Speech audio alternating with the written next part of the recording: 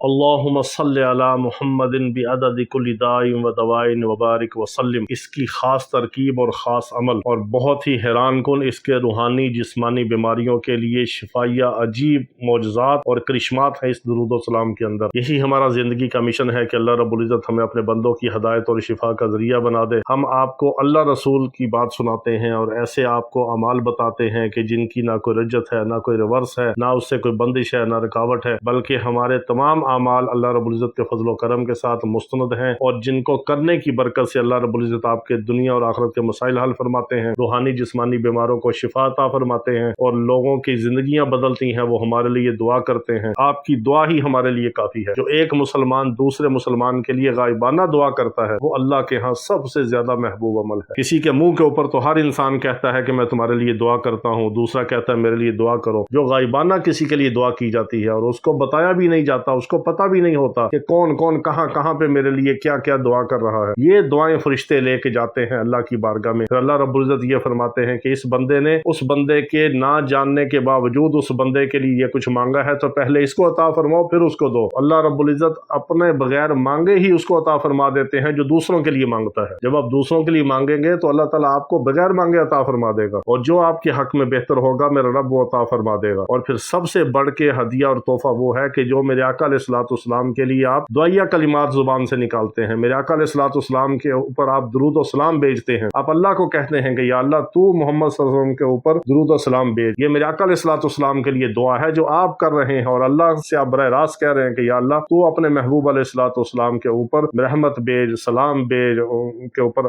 خیر و برکت بھیج۔ یہ سب سے بڑا کمال ہے کہ جب میرے آقا علیہ الصلوۃ والسلام کی بارگاہ اقدس کے اندر ہمارا نام، ہمارے باپ کا نام لے کے ہمارا درود و سلام پیش کیا جاتا ہے تو میرے آقا علیہ الصلوۃ والسلام کتنا خوش ہوتے ہیں۔ اور پھر میرے آقا علیہ الصلوۃ والسلام تو کسی کا احسان جس کا بھی سب سے زیادہ احسان ہے دنیا کے اندر، سارے احسانات کو جمع کر کے کس کے کتنے احسان ہیں ہمارے اوپر سب کو جمع کر لیا جائے تو میرے آقا علیہ الصلوۃ والسلام کی ذات و صفات کے احسانات امت کے اوپر سب سے زیادہ ہے۔ اور پھر جواب میں میرے آقا علیہ الصلوۃ والسلام جو ہمارے لیے درود و سلام کی جواب میں جو آقا علیہ الصلوۃ والسلام ہمارے لیے دعا فرمائیں گی اور اللہ کی رحمت ہماری طرف متوجہ ہوگی، اس کا ہم اندازہ کر سکتے ہیں۔ اور یہ مجرب درود و سلام جو میں آپ کے سامنے میں نے ابھی پڑھا ہے، یہ اتنا طاقتور ترین ہے کہ جس کو پڑھنے کی برکت سے اللہ رب العزت تمام روحانی جسمانی بیماروں کو شفا عطا فرماتے ہیں۔ اس کی 3 ترکیبیں ہیں، آپ مرض کی نوعیت کے مطابق اور مریض کے مطابق، اگر کسی کو جنات جادو کا مسئلہ ہے، روحانی مسئلہ ہے، پھر بھی آپ اس کو پڑھ سکتے ہیں، جسمانی مسئلہ ہے پھر بھی اس کو پڑھ سکتے ہیں۔ اس سے حیران کن لوگوں کے کیسز ٹھیک ہوئے ہیں، حتیٰ کہ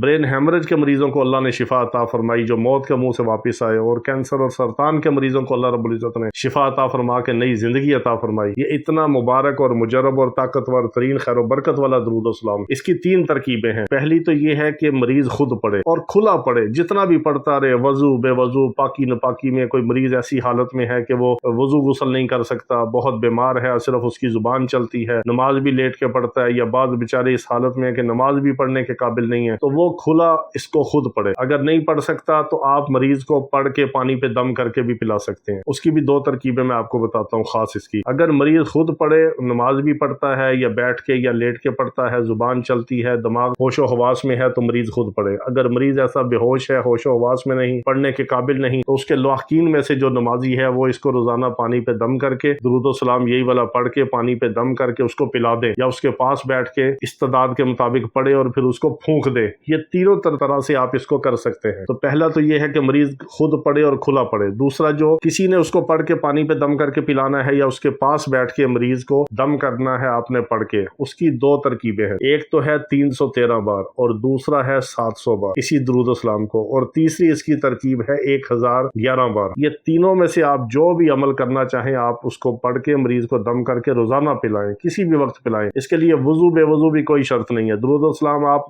بے وضو بھی پڑھ سکتے ہیں کیونکہ زبان پاک ہے۔ آپ نے ہر حال میں اللہ کا ذکر بھی کرنا ہے، اور میرے آقا علیہ الصلوۃ والسلام کے اوپر درود و سلام بھی پڑھنا ہے، اور کثرت سے استغفار بھی کرنا ہے۔ ان تینوں اعمال کے لیے جو ہے وضو غسل شرط نہیں ہے، کیونکہ شیطان ہر وقت ہمارے اوپر حملہ آور ہوتا ہے، ہر وقت ہماری طاق اور داق میں بیٹھا ہوتا ہے۔ اس لیے ہمیں ہر وقت حکم ہے کہ مسنون دعاؤں کا اہتمام کریں، پاکی میں ناپاکی میں، اور درود و سلام بھی ہم پڑھ سکتے ہیں، استغفار بھی پڑھ سکتے ہیں، اور اللہ کا ذکر بھی کر سکتے ہیں۔ صرف نماز اور قرآن سے منع کیا گیا ہے کہ قرآن کو ہاتھ نہیں لگانا، قرآن کو تلاوت کی نیت سے نہیں پڑھنا، اور نماز آپ نے نہیں پڑھنی ناپاکی کی حالت۔ تو اس عمل کو آپ خود بھی کر سکتے ہیں اللہم صلی علی محمد بعدد کل داء و دواء وبارک وسلم 313 بار پڑھیں، 700 بار پڑھیں یا 1011 بار پڑھیں، مریض کو پڑھ کے دم کر کے پلا دیں یا مریض خود پڑھے استعداد کے مطابق یا اس کو کھلا پڑھے۔ یہ پانچوں طرح سے آپ جو کرنا چاہیں کریں، اس کے کمالات آپ دیکھیں گے اپنی آنکھوں سے۔ ہر روحانی جسمانی بیماری کے لیے یہ اکسیر کا درجہ رکھتا ہے۔ اللہ رب العزت میرے آقا علیہ الصلوۃ والسلام کی ذات ببرکات کے اوپر پڑھے ہوئے درود و سلام کی ہمیں خیر اور برکت عطا فرمائے۔ وآخر دعوانا ان الحمد للہ رب العالمین۔